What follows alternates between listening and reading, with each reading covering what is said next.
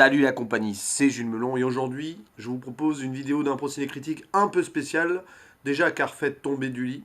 Il est même pas 6 heures du matin ici et j'ai très peu dormi et pour cause puisque hier je suis allé à l'avant-première d'un certain film d'animation très attendu par les fans du réalisateur Mamoru Hosoda.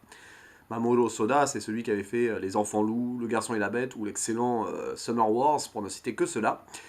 Et il va sortir à la fin de l'année sa nouvelle réalisation, Mirai, ma petite sœur, le 26 décembre. Mais on a eu de la chance hier de l'avoir en projection unique au cinéma Utopia Stella de Saint-Ouen-l'Aumône, film qui avait déjà pu être vu auparavant par les francophones au Festival de Cannes. Et quelle chance, parce que non seulement on a vu ce film avant les autres, enfin avant la plupart des gens du coup, et parce qu'il y avait Mamoru Hosoda en personne, présent, pour ensuite répondre à plusieurs questions suite à la projection. Et il y avait du monde. Il y avait des adultes, il y avait des enfants, des adolescents, tous réunis pour, on va dire, un petit bijou d'animation. Je ne sais pas si à terme il ne deviendra pas mon film préféré du réalisateur. Après un premier visionnage, je garde Summer Wars au-dessus, parce qu'il y avait quelque chose qui m'avait vraiment halté en le regardant. Mais ce Mirai, ma petite sœur, je peux déjà vous dire qu'il mérite d'avance d'emblée un second visionnage, parce qu'il est riche. Riche en émotions, riche en événements, et tellement bien fait, tellement bien dessiné, tellement bien monté, même si parfois ça part un peu dans tous les sens, il faut l'avouer. Et en fait, cette critique, aujourd'hui, elle est spéciale aussi parce qu'elle est à moitié improvisée. Hier, pendant la conférence du réalisateur, j'ai pris quelques notes, donc je vais m'en servir pour parler de ce film. Et je vais aussi très peu en parler parce que ce serait dommage de spoiler. Et très vite dans le film, on est amené à spoiler si on en parle. Voilà. Bon, évidemment, le titre japonais d'origine spoil un peu le film. Puisque si c'est Mirai, ma petite sœur en français, en anglais aussi d'ailleurs, parce qu'en anglais ils ont traduit le titre japonais, donc en anglais, mais surtout en japonais, le titre c'est Mirai no Mirai, qui veut dire Mirai from the future, Mirai de l'avenir. Et donc, ça spoil un brin. Mais ne croyez pas à un simple film sur le voyage dans le temps. Non, là, ce n'est pas La Traversée du temps, un autre film que Mamoru Hosoda avait réalisé. C'est beaucoup plus complexe, beaucoup plus subtil, et il faut s'accrocher, parce que quand on arrive vers le premier tiers, le milieu du film, on est là en se disant waouh, où veut-il nous amener? Et à la fin du film, on comprend où il nous amène, mais je vous assure que le premier visionnage de ce film, alors c'est un film pour enfants aussi, mais quand tu es adulte, tu analyses pas mal de trucs derrière, et j'ai trouvé ça passionnant. Donc, un petit synopsis quand même, c'est l'histoire de Kun, un jeune enfant de 4 ans, voilà, qui voit sa vie bouleversée par l'arrivée de sa petite sœur, un bébé. Et évidemment, bah, il commence à être jaloux parce que ses parents ne s'occupent plus autant de lui, donc il a du mal à aimer sa petite sœur, machin, et il boude dans son coin, et puis bah, il va se réfugier, entre guillemets, dans le jardin de la maison pour pleurer, pour râler, voilà. Et il se passe des trucs dans ce jardin. À chaque fois qu'il va s'isoler dans le jardin, des choses improbables se passent. On est entre fantasmagorie, rêve, cauchemar ou surnaturel. C'est vrai que pendant une bonne partie du film, on se pose la question, est-ce que ceci est réel? Est-ce que ceci est une métaphore de machin, de truc? Et d'ailleurs, j'adore à quel point Mamoru Hosoda joue avec ça. Est-ce qu'on a vraiment une vraie réponse au final? Il y a quand même des éléments qui nous font pencher la balance quelque part, mais quand même.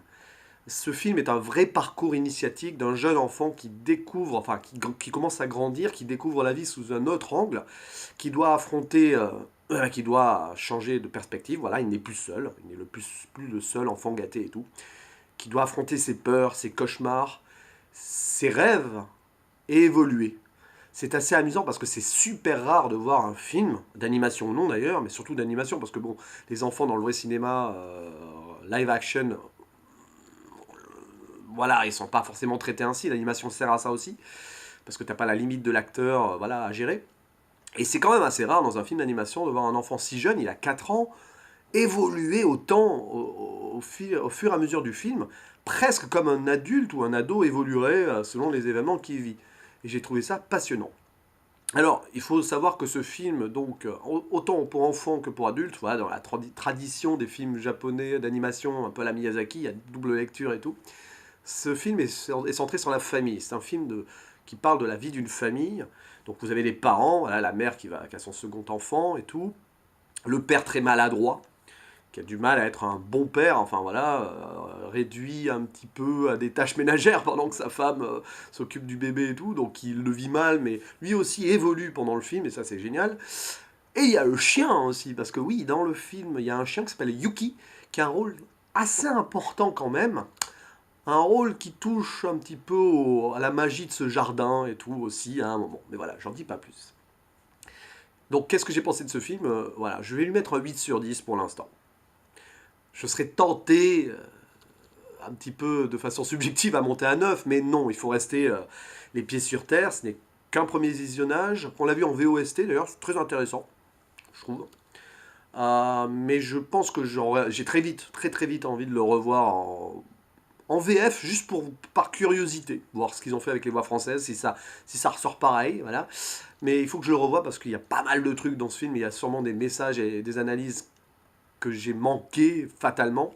Et puis sous le coup de l'émotion, voilà, on va pas non plus se laisser porter par le fait, oh avant-première, oh il y avait le réalisateur, tout ça, on a eu droit à des questions-réponses, j'ai pu poser ma question, voilà, j'ai pu lui serrer la main, prendre une photo avec lui, un gars hyper abordable, simple et vraiment humble, franchement voilà quoi. C'est à l'image de son travail, à l'image de ce film, qui a une humilité, qui est touchant, tout en étant drôle, voilà. Parce qu'il y a beaucoup d'humour, un petit peu manga, pour jeunes enfants, voilà. L'enfant, bah, Kun, à un moment, voit sa mère un petit peu telle une sorcière, Onibaba, alors là, les sorcières au Japon, ça fait partie de cette culture des cauchemars pour enfants, quoi. C'est un peu le croque-mitaine pour les enfants, Onibaba, et à un moment, il la voit en tant que sorcière, et son visage se transforme en sorcière, donc c'est trop drôle, quoi. Il y a plein de petites, voilà, des gags, voilà, à un moment où il essaye de ranger des poupées, j'en dis pas plus, avec d'autres personnages. Qui ça? Mystère. C'est toute une scène comme ça qui est hyper drôle, mais c'est aussi super touchant et dramatique. Alors que, vous voyez, c'est vraiment de l'impro cinécritique. J'ai même mon réveil qui sonne, parce qu'en fait, je me suis réveillé avant mon réveil. Bref, oui, donc je disais, oui, il y a des moments touchants et dramatiques, qui touchent à la peur, au cauchemar, à la solitude d'un enfant qui doit vivre sa nouvelle vie, enfin voilà, ses parents n'ont plus trop le temps de s'occuper de lui, ils peuvent plus s'aider à ses caprices et il doit s'adapter, mais il a du mal. Et ouais, il a affronté ses peurs, à un moment il est perdu dans une gare, une scène extraordinaire qui touche un cauchemar de beaucoup d'enfants, la peur d'être perdu. Voilà. Perdu parce que auparavant ses parents s'éloignent de lui, par défaut. Voilà, c'est sa perception des choses.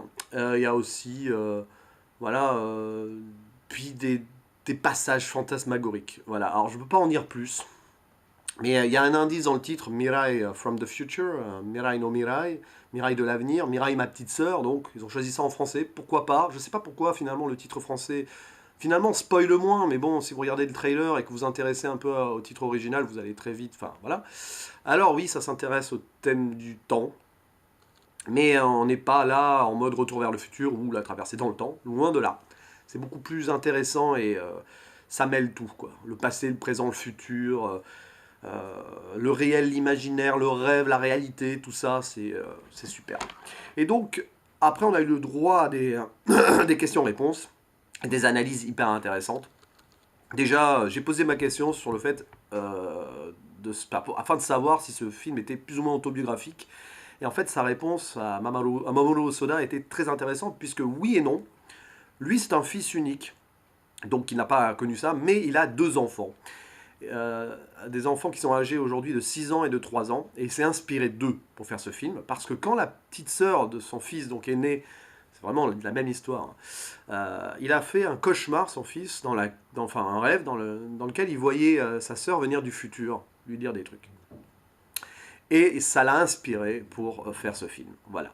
Et d'autant plus autobiographique qu'en fait, il aurait aimé vivre ça. Il a été fils unique, donc, et c'est parce qu'il n'a pas vécu avec une petite sœur ou un petit frère qu'il a voulu mettre ça en film. Et il a eu une phrase très juste, l'ami Hosoda. Et moi, j'ai trouvé ça très fort. Bon, il a dit, réaliser un film, c'est comme vivre une expérience. qu'on n'a jamais vécu, qu'on ne connaît pas. C'est un point de vue. Il y en a qui réalisent des films parce qu'ils ont vécu ça et ils le mettent en pellicule et tout. Mais on peut aussi très bien réaliser un film sur une expérience qu'on aurait aimé vivre et qu'on n'a pas vécu. Ça, j'ai trouvé ça génial. D'autres points intéressants. L'enfant dans le film est très très très passionné par les trains.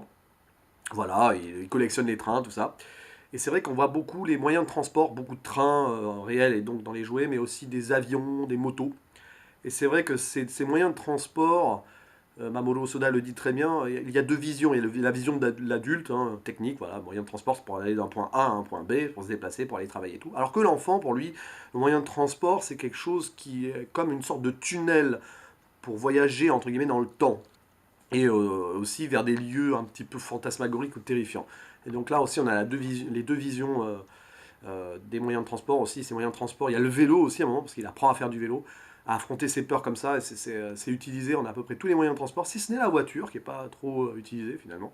Et c'est vachement intéressant parce que c'est une métaphore de aller de l'avant et affronter ses peurs. Voilà. Donc il a mis 3 ans pour faire le film, donc c'est quand même une durée assez intéressante parce qu'il y a beaucoup de dessins à la main. Il le dit lui-même d'ailleurs, il défend le dessin à la main. Pour lui c'est important, il n'est pas trop pour les trucs par ordinateur 3D et tout, même s'il y a quelques plans avec un peu de 3D et tout, mais bon, c'est justifié à chaque fois. Et lui, pour lui, le dessin à la main est important et on doit le défendre comme un art à part entière, parce que pour lui, le film d'animation, au-delà du cinéma, c'est un prolongement des beaux-arts, et j'ai trouvé ça magnifique. Sa façon de décrire donc son métier. Euh, il y a aussi, voilà, donc parlons de la 3D parce que finalement il y en a peu, mais il y a ce plan au début du film où on voit la caméra qui plonge vers la maison de Kun et de sa famille, et c'est un plan qui mélange la 2D et la 3D de façon intéressante et très très subtile, et surtout ça passe un message parce que cette caméra qui plonge représente l'arrivée de la petite sœur. L'arrivée de la petite sœur comme une sorte d'ange qui tombe sur la famille. Alors, euh, point de vue religieux ou non, on ne sait pas trop. C'est pas exprimé là-dessus, mais c'est surtout que c'est voilà, c'est une personne qui va à jamais changer la vie du petit garçon, forcément. Et puis il se met à neiger avant qu'elle arrive aussi. Voilà, cette métaphore de la neige qui tombe. Il essaye d'attraper la neige qui fond très vite dans sa main, il comprend pas. Et c'est là où il commence à ne pas comprendre quelque chose, alors que jusque-là, sa vie était tout à fait tranquille et fluide. Voilà, j'ai trouvé ça merveilleux. Voilà. Sinon, pas plus à dire. Donc c'est un film sur la famille et c'est super intéressant parce que les personnages ne sont pas parfaits. On ne présente pas la famille parfaite et tout, comme on peut voir dans certains films américains, tout ça. Ce sont des personnages avec des défauts, avec beaucoup de jalousie, avec un peu d'égoïsme et tout, même du côté de la mère, même du côté du père, hein. Et comme il le dit si bien, notre cher Mamoru Hosoda, pour lui, ce qui est important, c'est qu'il faut que les personnages de ses œuvres soient imparfaits, car ils sont humains. Voilà, il faut qu'ils soient humains, et par définition, un personnage humain est imparfait. Et ici, on a vraiment ça, parce qu'il y a quand même certaines situations où les personnages ont des décisions un petit peu, voilà, notamment Kun, qui est insupportable hein, quand même dans le film, il faut le dire, mais bon, on s'attache très vite à lui, par ses facéties, par le progrès qu'il fait au fur et à mesure qu'il avance dans sa jeune vie, quoi. Voilà, donc il y aurait tellement de choses à dire en plus sur ce film, et j'ai pas envie de trop de spoiler, notamment sur le chien. Alors, Yuki qui a un rôle, j'ai pas envie de dire exactement, parce que là je suis obligé de spoiler un truc qui arrive très tôt dans le film, mais quand même ça surprend, donc j'ai envie de vous laisser la surprise. Il y a une métaphore sur ce chien à un moment, parce que le chien aussi il est jaloux. Est-ce qu'il était là avant Kun? Et du jour au lendemain, il était plus le centre d'intérêt du couple. Et donc lui aussi, avant Kun qui est jaloux de sa jeune sœur qui arrive, du bébé, le chien Yuki était aussi jaloux de l'arrivée de Kun. Et à un moment, on a ça, voilà, il y a un message là-dessus et tout, etc. Et puis on s'intéresse aussi aux grands-parents de la famille, et pour des raisons particulières, j'ai trouvé ça merveilleux. Il y a une scène avec le grand-père de Kun à un moment, j'en dis pas plus. Mais voilà, je peux pas en dire plus, parce que là, si j'en dis plus, je vous donne vraiment trop de trucs niveau spoil. Mais c'est superbe, voilà. Puis bon, Kun qui apprend à faire du vélo, qui fonce tout droit pour y arriver, alors qu'il a que 4 ans. Il devient même une sorte de héros aux yeux des jeunes, des jeunes du parc dans lequel il va jouer, qui ont peut-être 6 7 ans. Donc voilà, on s'attache vraiment à tout ça. L'évolution de Kun est géniale dans le film. Alors, qu'est-ce qu'on peut reprocher? Mais c'est les reproches que je peux faire pour un premier visionnage, c'est qu'il y a beaucoup de trucs. Voilà, des fois ça part un peu dans tous les sens. le côté magique, fantasmagorique du film parfois est... Faut le prendre quoi. Et quelques passages, on se demande si c'est pas un peu sous drogue, entre guillemets, hein, je dis ça de façon polie et humoristique. Mais ouais, quand on y pense avec le recul, il y a de quoi, il y a de quoi être pas mal subjugué par ce qu'on voit, par l'histoire, par les images. Et il y a moyen qu'en le revoyant, ce film, je monte jusqu'au 9. Mais pour l'instant, je reste à 8 sur 10 en étant plus ou moins objectif. Voilà.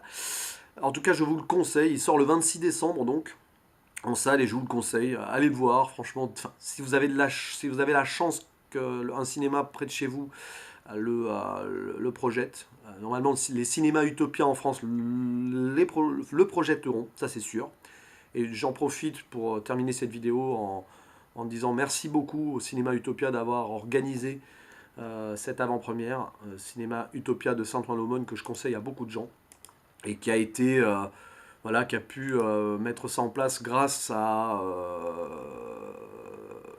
une compagnie dont j'ai pas le nom là sous le moment. Voilà, je crois que c'est le festival Image par Image, voilà, dont le représentant, le directeur, je crois, était là aussi. Merci à vous donc du coup pour nous avoir permis de vivre cette expérience et ben, on suivra la suite avec beaucoup d'intérêt. À la prochaine. Allez voir des films. Voilà, j'ai l'impression d'être Durandal là. Ciao ciao.